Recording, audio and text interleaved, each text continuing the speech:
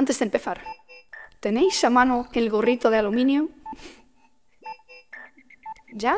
Que voy, ¿eh?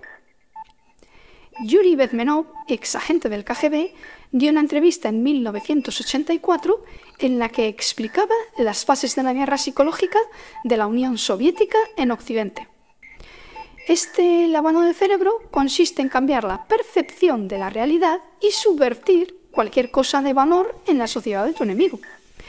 Cuando la población objetivo no sepa en qué creer ni por qué luchar, ñasca. Ese será el momento en que abrazarán la dictadura que necesitaban y sin pegar un tiro. Bezmenov escapó de las garras soviéticas en 1970. Se disfrazó de hippie y se unió a un grupo que estaba de gira por la India, en donde él prestaba servicio. Escapó a Atenas y obtuvo asilo en Canadá bajo la administración de Pierre Trudeau. Sí, el papá de Justin. Y a ver quién me dice ahora que Canadá no es progreso. Hola, soy Bárbara Vara y mis pronombres personales son yo, mi, me, conmigo. Espero que los tuyos también.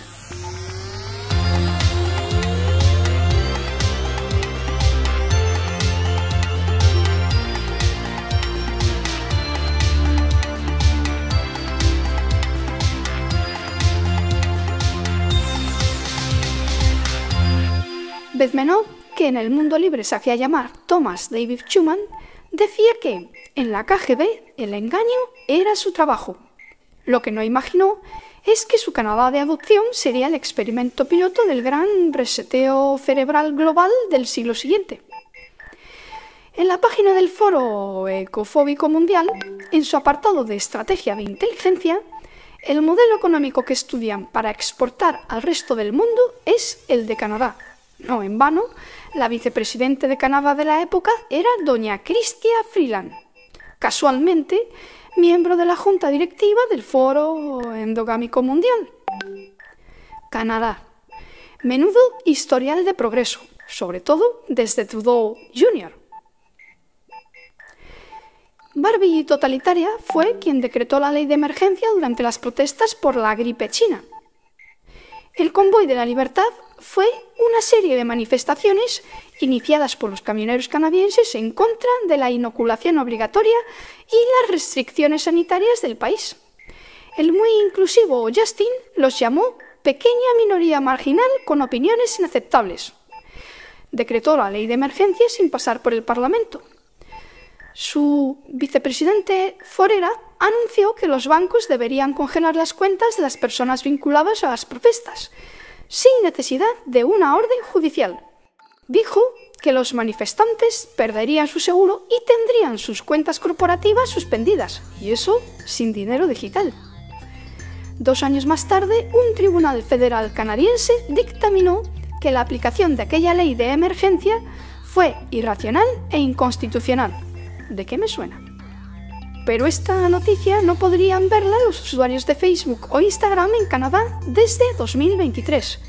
Ni esta ni ninguna otra, ni compartir las suyas propias. Justin I el Magnánimo se sacó de la manga la ley de noticias en línea. Como los medios de información convencionales perdían suscriptores y por lo tanto publicidad, en pos de la equidad, obligó a las tecnológicas a pagar lo que la prensa tradicional no generaba. Google accedió a subvencionar a la prensa dependiente para hacerla sostenible, con una ayudita de $74 millones al año. Pero Meta dijo que cada perro que se aguante su vela. Así que en sus aplicaciones quedaron vetadas las noticias. Pero, ¿queréis ver lo que es inclusión de la buena? Atención a la oferta de empleo de la Universidad de Waterloo, Ontario. Puedes optar a un puesto de profesor de informática solo para miembros de una minoría racializada.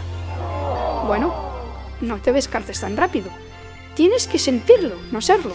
También puedes optar al de profesor de inteligencia artificial, pero solo si te autopercibes como mujer, trans, género fluido, no binario o 2 espíritus.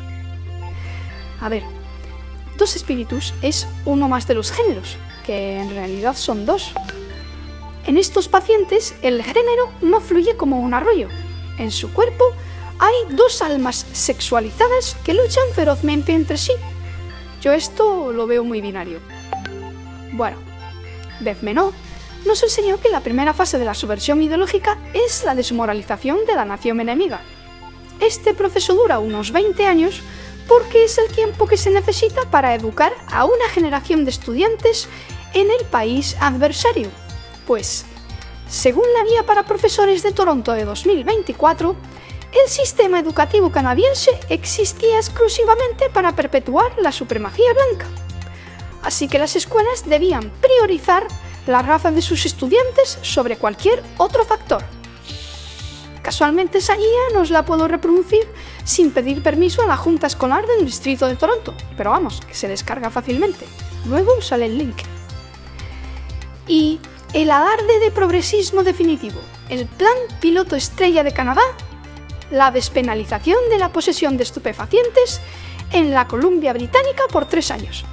Este programa eliminaría el estigma social de los dependientes y abordaría el problema desde el prisma de la salud y no del de la delincuencia, las cosas de los progres.